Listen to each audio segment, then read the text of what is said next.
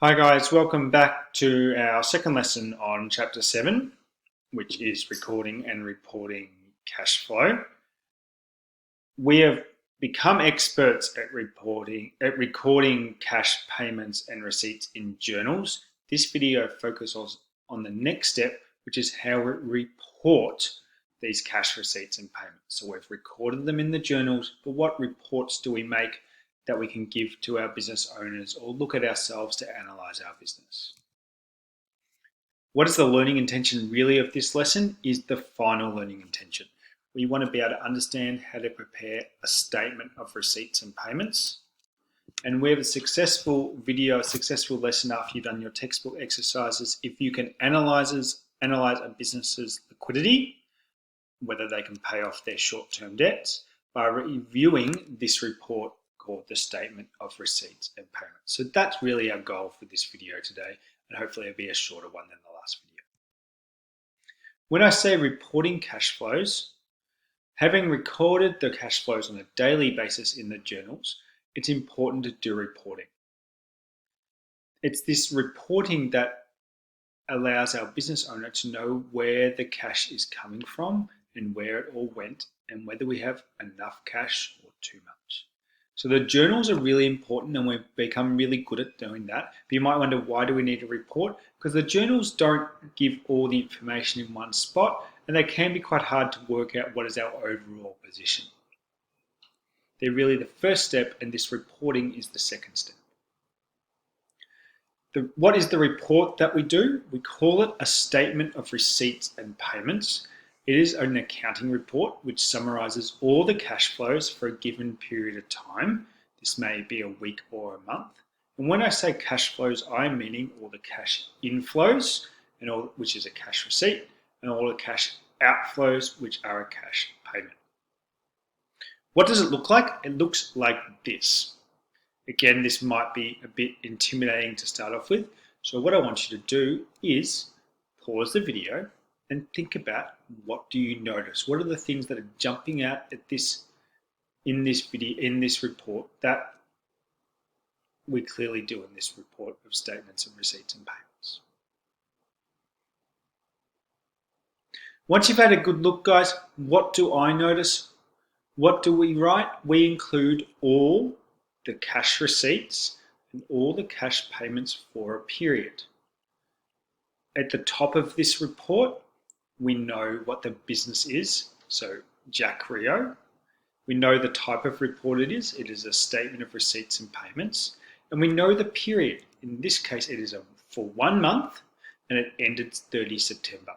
So this is the statement of receipts and payments for 1 month of September. What do? We list all the cash receipts in the individual items. So we have 3 types of sales: a capital contribution, a loan increasing our cash, and we also collected some GST. We list all of those in the left set column. So we put the details in the very left column. The middle column, we list all the individual total receipts, and then we total all them up.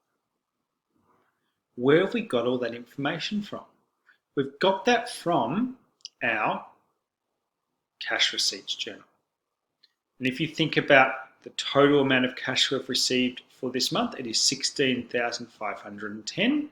We've got that number from our cash receipts journal, which is the one on the left. At the top, it is a little bit cut off.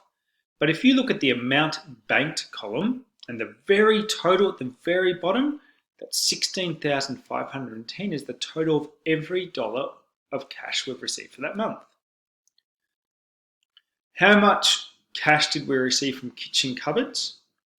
The next column, you see at the very bottom, we received $1,940.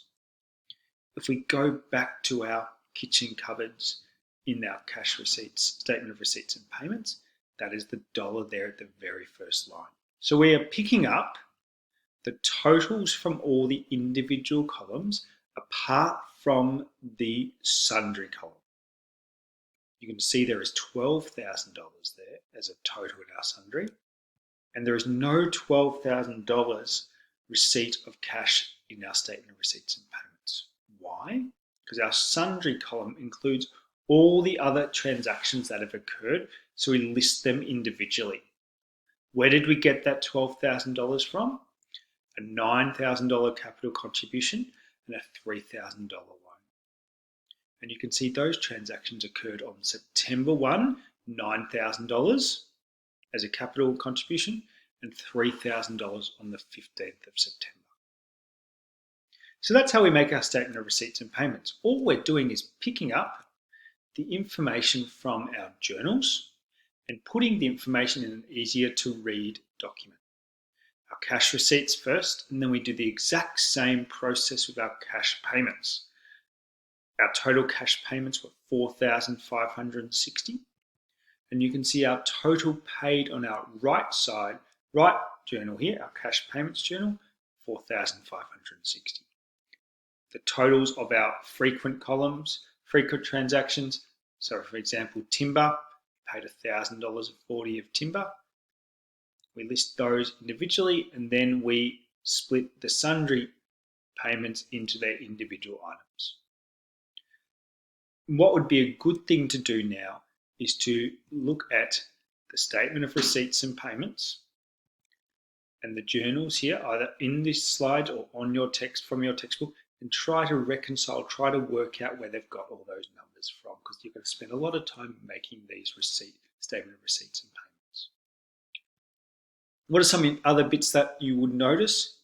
You would see that at the end of this, at the bottom 3 rows, we work out whether we've got more cash receipts or more cash payments over that period. We have had a total excess of receipts over payments of $11,950. And then we think about what is our total bank balance. This business theoretically had no money in their bank balance at the start of September. That's quite unusual. Most businesses will have some money in their bank account, or they might have a negative number as a bank overdraft. So we will add whatever we've received to what we originally had and take away our payments to work out the bank balance at the end of the month. Again, pausing this, reconciling with those numbers will be a really important aspect of this lesson. So what are the tips for preparing a statement of receipts and payments? They can be prepared from the journals or just a list of transactions, but that's going to be much less common. You are often going to be asked to make a journal and then make your statement of receipts and payments. Be careful not to include non-cash items like we talked about in that previous lesson. What are the 3-step process to making this statement of receipts and payments? And this works just as well for making journals. Categorize the items that you've been given as to either cash or non-cash. And I would recommend writing a C next to the ones that are cash and NC to the ones that are non-cash, or just putting a line through them. Why do we put a line for them? Because we ignore them. You then need to categorize each cash item, the ones that you put a C next to, as either a receipt, an inflow, or a payment. You might get 2 highlighters of different colors and highlight them, the receipts in a certain color, the payments in a certain color. This is where you can then create your statement of receipts or payments or journal, and you can check to see if the total increase sums to the totals you've got in your journals. This will take a bit of time, a bit of practice, but that is how you make your statement of receipts and payments. So let's summarize it. The statement of cash flow, the statement of receipts and payments, should state each item along with the amount of cash involved. It should show the totals for cash receipts and the totals for cash payments in the far right column. The report should be then completed as working out whether we have had more receipts or payments. So excess of payments, receipts over payments means we've had $10,000 more receipts than payments, and we'd be pretty happy with that as a business. We then think about the bank balance at the start of the period. In this case, this business here had $2,000 of cash in its bank, and then we can work out how much cash it has at the end of the period, $10,000 plus 2, and we put that down as well. Be careful of this. These are easy marks to do, and sometimes we forget about them because we've gone through all the work making the report. So let's just do a summary of GST, because this statement of receipts and payments is going to tell you a bit of information about GST. Because if you look back at your statement of receipts and payments, and I'll do this quickly, I know I'm jumping around a bit, you can see in this case we collected $410 of GST and paid $230 of GST. This means something. So what is GST? Let's do a quick revision. GST is a tax that the government does on 10, and it is 10% of all goods and services. Businesses collect it on behalf of the government. So we don't get to keep that money, we are collecting it for the government. So the GST passes through the business and we must record it and track it because we have to give it to the government. We work it out how much we owe to the government by all the GST collected so GST received increases what we owe to the government, and all GST that we pay ourselves decreases what we owe to the government. So if we collect $100 of GST, but we pay $60 of GST, we only owe the government $40. Some questions will also not tell you the GST amount specifically. You're going to have to work this out yourself. There's two ways a transaction will be written in VCE accounting. It might say plus GST. So GST equals the selling price, which you've been given, times 10%. So if we've sold a chair for $300 plus GST, the GST is 10% $300, so $30. The question might also say a different way, including GST. So we might sell a table for $500, including GST. $550, including GST. In this case, to work out the GST, we're going to look at the total price and divide it by 11. 550 divided by 11 equals 50. So the GST is 50 and the actual table was $500. Looking at our statement of cash flows or statement of receipts and payments, we can work out how much GST we owe to the government, or whether the government owes us a bit of money. Typically, it is a liability. For example, if we have received $2,000 from our cash receipts journal, but we have paid $1,200 of GST from our cash payments journal, we have collected more GST than what we've paid, so we owe money to the government. How much do we owe? $800. If we owe something to the government, that means we have a liability. So we will call this a GST liability. This means the business has collected more GST than it has paid. It owes the Australian Tax Office $800. This is a current liability in our balance sheet. Sometimes, not often, we might pay more GST than we receive. So we've made some big purchases in the month. So for example, if we've received $3,000 in GST from the cash receipts journal, but we've paid $4,200, we have paid more than we've received. So we actually owe something, the government owes us something. We're going to get a GST refund because we've paid more than we've received. This means we're going to get a refund from the government, and this is a current asset because we have a resource that we're going to get, and we're going to get that in 12 months. We're going to be annoyed if the tax office doesn't give it to us really quickly.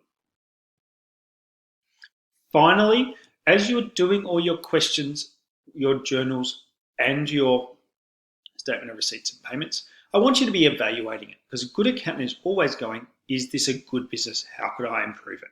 Even if the questions in your textbook don't ask you to do this yet. Management, how do we evaluate cash flows? The management should compare cash flows from one year to the next year. We look at trends. Do we have more cash now than what we did last year? Or more worryingly, are we starting to have less cash? This could reveal problem areas and improvements that we could achieve in the business. Importantly, if the business is running low on cash or has suffered a large decrease in their cash, this is going to start to be highlighted in this statement of receipts and payments, and we start to get worried. Can we pay our debts on time? Is our liquidity poor? What do we have to do to get cash? Do we have to sell some assets? Do we have to do something?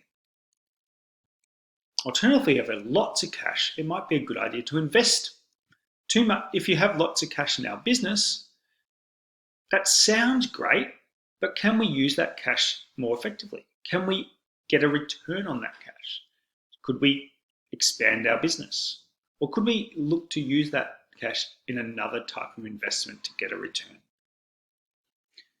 What I want you to be doing after you complete every statement of receipts and payments over this unit, I want you to analyze it. Take a step, even if the question doesn't ask you, what is going well in the business, what is all bad, and what are the causes, and what might be something that you would recommend to the business owner.